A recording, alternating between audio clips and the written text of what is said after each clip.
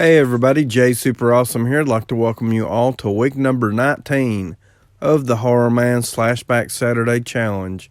This week's slasher movie theme is 90s slashers, and I will be giving my review for Memorial Day.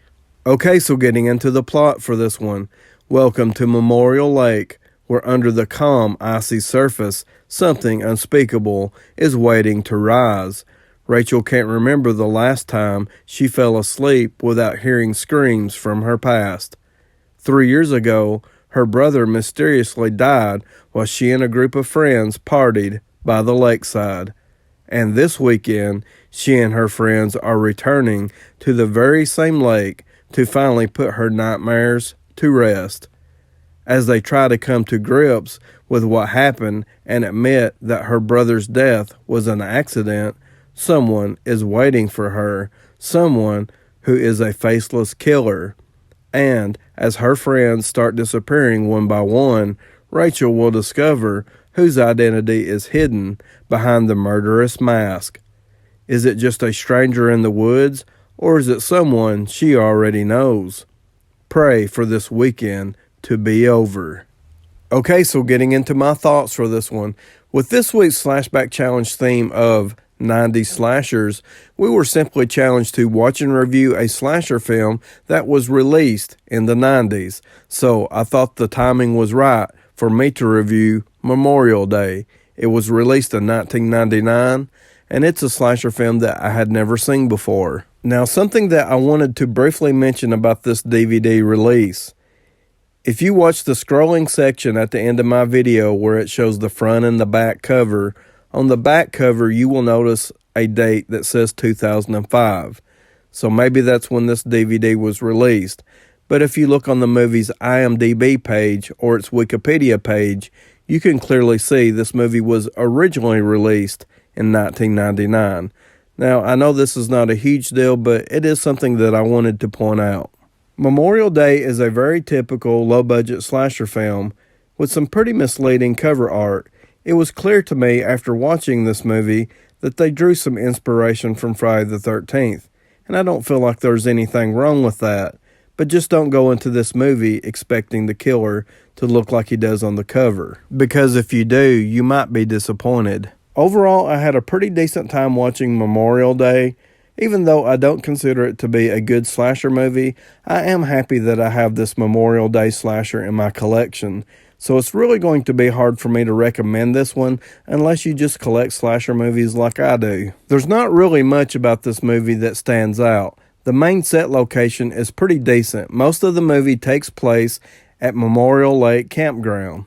It's meant to be an isolated location, but unfortunately, we don't get any good wide shots of the campground, and the way the movie was shot and filmed, it was filmed up close and up tight to the characters.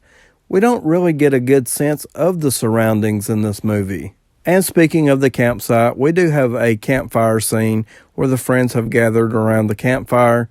We get a campfire story in this movie, but it's terrible.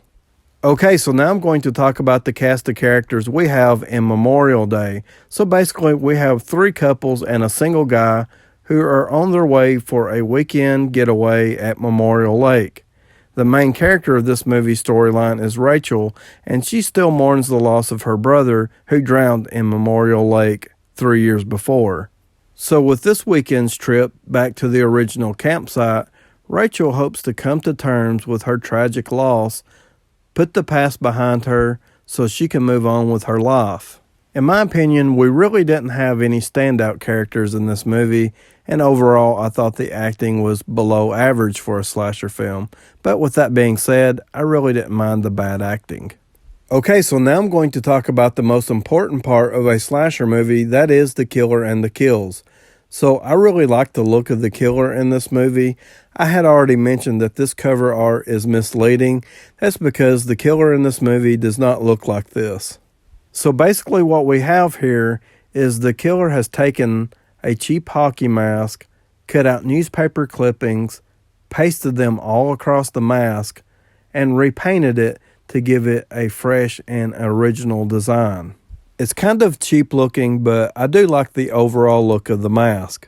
The ending reveal of who the killer actually is, I thought was pretty decent. We do have a good twist at the end of this movie, which I really enjoyed. And if you watch all the way through to the end credits, the killer also crosses over to supernatural territory. So I thought that was pretty cool. And as far as the kills go in this movie, it has a pretty decent body count, but the special effects with the blood and gore can be a little bit of hit and miss. And I'm sure that has a lot to do with budget limitations, but I can say overall I thought the kills were pretty fun. The killer likes to set traps and seems to enjoy toying with his victims. We have a girl who is crawling on the ground through razor blades. We also have another guy tied to a tree with fish hooks in his face, who the killer also drives nails into his ears, so that's pretty brutal.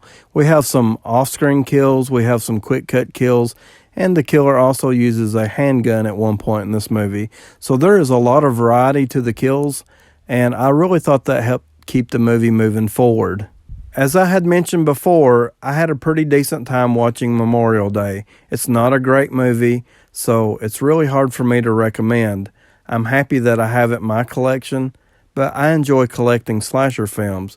So unless you're a person that enjoys collecting slasher films, this one's really hard for me to recommend. I'm going to give Memorial Day a 5 out of 10. Please like, subscribe, comment below. Let me know if you have seen Memorial Day, or just let me know what you think about my review. And I'd like to thank you all for watching.